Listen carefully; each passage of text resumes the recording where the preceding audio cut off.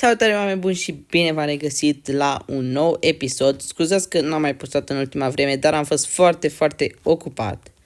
Și am un anunț foarte important. Aceasta va fi dintre ultimele serii de pe telefon, din păcate, deoarece o să-mi iau laptop și o să postăm de acum încolo acolo. Astăzi suntem pe Bun City, o nouă serie abia începută de câteva ore, să zic. Și scopul acestei serii e în fiecare săptămână un player este banat pe o insulă și el trebuie să supraviețuiască acolo. Și acesta este orașul nostru. Abia am început și noi, adică nu avem nimic. Și în episodul de astăzi o să vă arăt cei pe aici, ce player sunt, aveți canalele lor în descriere. Și uitați, acesta este orașul, aici 4 ploturi, acolo 2 și acolo încă 2. Așa. Deci, mi-am făcut și eu niște unelte de piatră, mai am niște chestii în inventar, că le-am făcut acum de câteva secunde. Și acum vom lua niște lemn, ca să avem și noi vreo 2 stecuri și vă las un timeless scurt cum iau eu lemn.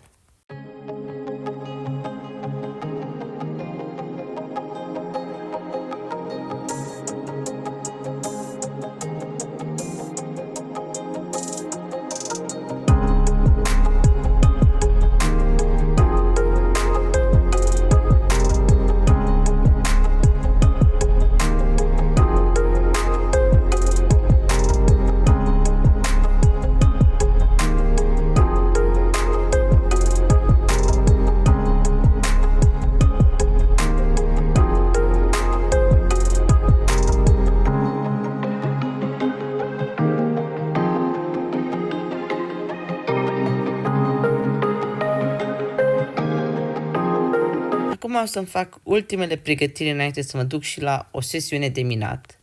Îmi fac niște mâncare și o să-mi fac un chest să-mi aranjez itemele.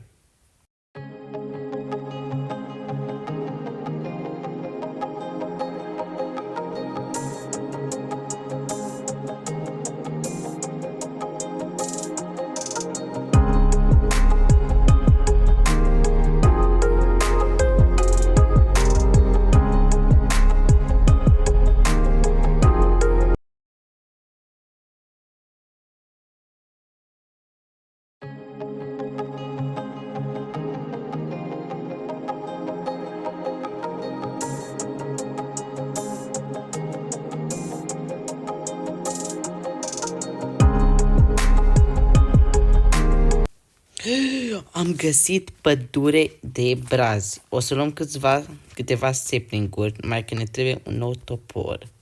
Facem fix acum. Și o să vedem dacă putem vinde ceva la băieți. Poate câștigăm și noi în bani. Nu am lemn. Iau puțin de aici. Așa, cum ziceam, încercăm să vedem dacă putem lua ceva de la băieți. Și să spargem tot copacul, să nu arate urât. Perfect, unul va fi de folos pentru tot ce o să ne trebuiască. Acum hai să căutăm o mină. Cred că am găsit ceva interesant.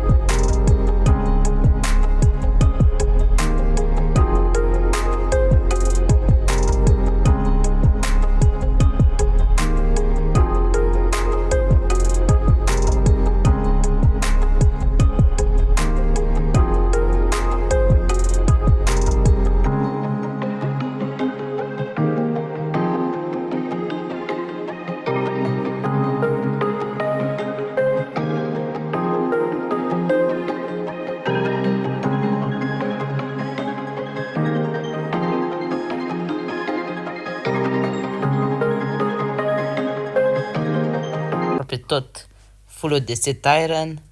Deci nu mai are rost să lungesc acest episod. Eu am fost Elias și ne revedem data viitoare. Ciao!